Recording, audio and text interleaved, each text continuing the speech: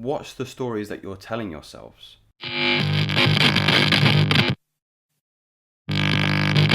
Let's talk about the powers of manifestation for just a moment. Now, manifestation, in my eyes, works on two fronts. The first is the more esoteric and spiritual, aligning yourself with divine consciousness, understanding that you are God incarnation, are but a fruit of the divine tree that is subconscious universal mind. Now, for the more rational and scientific and logical thinkers among you, that may not hold as much validity as you would like to see. So, what is a psychological explanation, let's say, for the forces that help things come to fruition by the powers of your thought? Now, to explain that, I'm going to be referencing a book called Brave New World by Aldous Huxley. Hopefully some of you will be familiar with this particular text. If not, you may be familiar with similar concepts such as George Orwell's 1984, both of which were released, I believe, at a similar time. This was released in 1932. And the premise of this book is horrifying. It is probably in fact, the opening couple chapters are probably the most disgusting and pernicious I have read in all my experience of reading.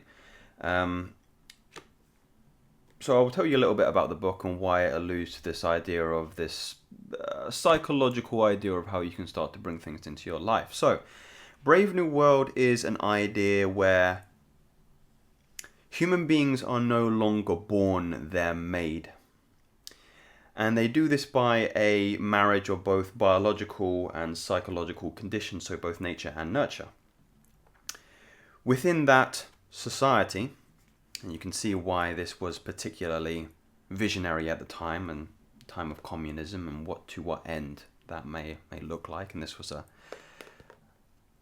peek through the curtains, a terrifying peek through the curtains.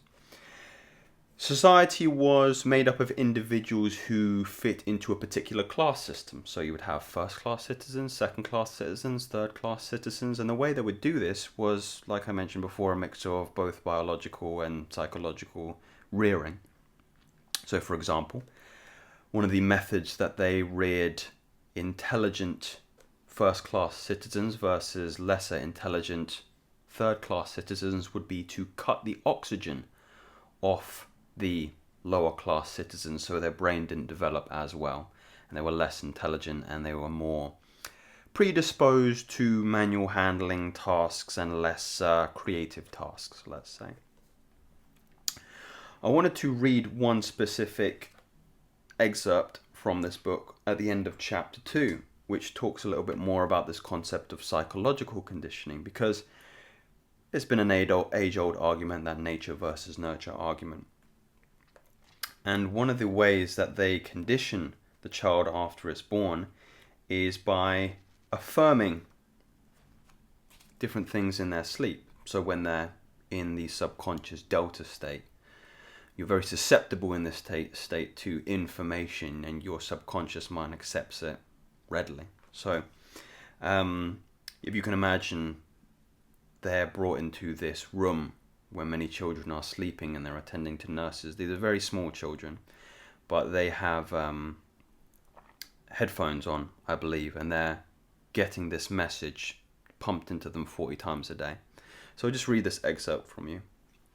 Alpha children wear grey. They work much harder than we do because they're so frightfully clever. I'm really awfully glad I'm a beta because I don't want to work so hard. And then we are much, much better than the gammas and the deltas. Gammas are stupid. They all wear green, and delta children wear khaki.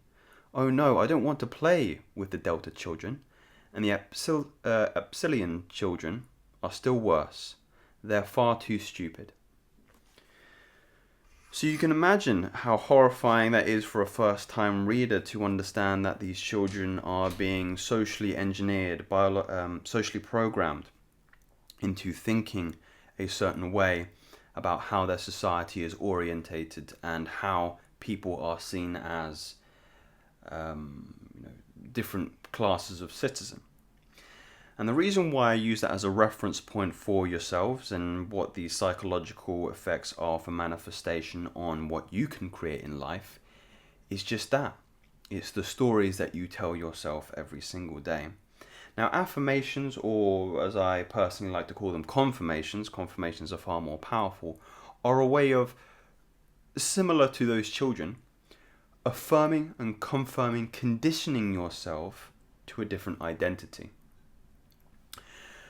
One of the trite ways, or one of the trite explanations, I should say, rather, of some of the most successful people that you admire, CEOs and great musicians and people who are very successful, will tell you that don't listen to other people. You've heard it before. Don't listen to the naysayers.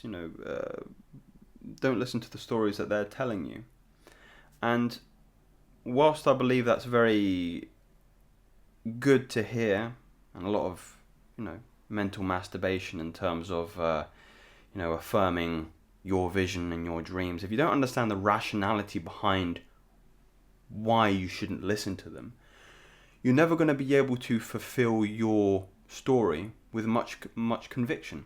So you need to understand the effects it's going to have on your psychology if you're constantly allowing those naysayers to permeate your subconscious mind. Then you're going to act from a perspective of lack, of not having, of can't, of low energy, of non-abundance, of